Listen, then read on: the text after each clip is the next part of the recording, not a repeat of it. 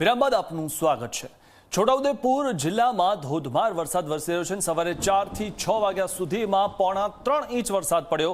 પાવી જેતપુર નસવાડી ક્વાટમાં ધોધમાર વરસાદ વરસ્યો। બોડેલી સહિતના ગ્રામ્ય વિસ્તારોમાં પવન સાથે વરસાદ વરસ્યો હતો। ત્યારે પાવી જેતપુરમાં 2.7 ઇંચ વરસાદ પડ્યો છે।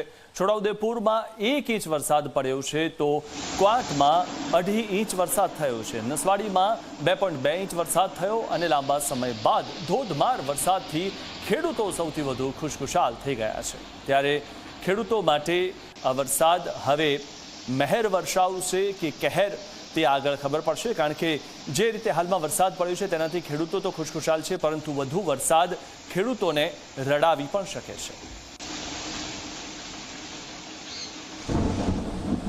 છોટાઉદેપુરમાં ભારે વરસાદને લઈને નદી નાળા છલકાઈ ગયા। જિલ્લાની બીજી સૌથી મોટી હેરણ નદીમાં ઘોડાપૂર આવ્યું છે। હેરણ નદીમાં ઘોડાપૂર આવતા રાજવાસણ રબર ડેમ છલકાઈ ગયો છે। રાજવાસણા રબર ડેમ ઉપરથી પાણી વહેતા દરિયા જેવો માહોલ જોવા મળી રહ્યો છે। હેરણ નદીમાં ઘોડાપૂર આવતા પંથકના લોકોમાં ખુશી જોવા મળી છે। તો ઘણી બધી જે એવી નદીઓ છે કે જે આખા વર્ષ દરમિયાન કોરી ધાકોર રહેતી હોય છે, પરંતુ વરસાદ પુષ્કળ થતાં તે નદી જ્યારે બે કાંઠે વહેતી થતી હોય અથવા તો તેમાં પૂરની સ્થિતિ આવે ત્યારે ત્યાંના જે લોકો છે તેમનામાં હરખ પણ જોવા મળતો હોય છે, કારણ કે આ જે હેરણ નદી છે તેમાં નવા નીર આવ્યા છે। છોટાઉદેપુર જિલ્લાની અંદર ગઈકાલે રાત્રિ દરમિયાનથી ધોધમાર વરસાદ વરસી રહ્યો છે, જેને લઈને અનેક નદી નાળાઓ છલકાયા છે। G24 કલાકની ટીમ હાલ બોડેલી તાલુકાના રાજવાસણા ગામ ખાતે છે હેરણ નદી આવી છે ત્યાં પહોંચી છે। આ જે દ્રશ્યો છે તે હેરણ નદીના છે, જ્યાં આપ જોઈ શકો છો કે હેરણ નદીની અંદર ઘોડાપૂર આવી રહ્યા છે અને જે ગુજરાતનો સૌ પ્રથમ જે રબર ડેમ બનાવવામાં આવ્યો છે તે પણ ઓવરફ્લો થયો છે અને જે ઓવરફ્લો થવાને કારણે આહલાદક દ્રશ્યો સર્જાય છે। જે આહલાદક દ્રશ્યો જોવા માટે ગ્રામજનો પણ મોટી સંખ્યાની અંદર આ હેરણ નદી પર આવ્યા છે।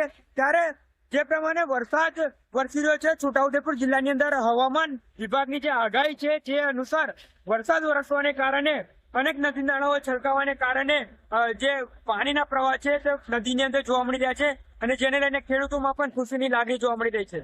હકીમ ગડિયાલી, G24 કલાક, છોટાઉદેપુર।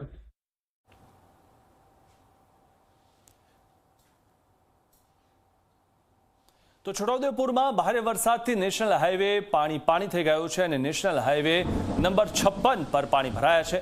હાઈવેના રોડ પર નદી વહેતી હોય તેવા દ્રશ્યો સર્જાયા છે। છોટાઉદેપુર અને નર્મદા તરફ જતા રાહદારીઓ મૂંઝવણમાં મુકાયા। હાઈવે પર પાણી ભરાતા વાહન ચાલકો હાલાકીમાં મુકાયા છે અને જે રીતે આ દ્રશ્યમાં આપ જોઈ રહ્યા છો, હાઈવે પરથી પાણી વહેતા હોય તેવા દ્રશ્યો આપણે જોયા અને જેના કારણે વાહન ચાલકો મુશ્કેલીમાં મુકાયા અને ભારે વરસાદથી નેશનલ હાઈવે પાણી થઈ ગયો છે। તો આવા રસ્તેથી પસાર થતા વાહન ચાલકોએ સંભાળવું જોઈએ અને તેને એવોઇડ કરવું જોઈએ, કારણ કે સૌથી મહત્વની વાત એ છે કે પાણીનો વહેણ હોય તેમાં વાહનો ડૂબી જતા હોય છે અને મુશ્કેલી પણ વધુ થતી હોય છે।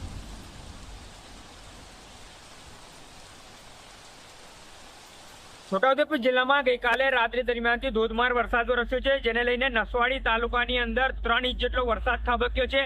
ત્યારે G24 કલાકની ટીમ હાલ બોડેલી તાલુકાના કોસિંગા ગામની આગળના એક નેશનલ હાઈવે 56 ના જે દ્રશ્યો છે આપ જોઈ શકો છો કે નેશનલ હાઈવે 56 ઉપર પાણી ભરાયા છે। ઘૂંટણ સમાન જેટલા પાણી ભરાયા છે અને જે બાજુમાં આવેલા જે ખેતરો છે તે ખેતરો બી જળમગ્ન થઈ ગયા છે। ત્યારે કહી શકાય કે છોટાઉદેપુર જિલ્લાની અંદર ધોધમાર વરસાદને કારણે અનેક નદી નાળાઓ પણ છલકાયા છે।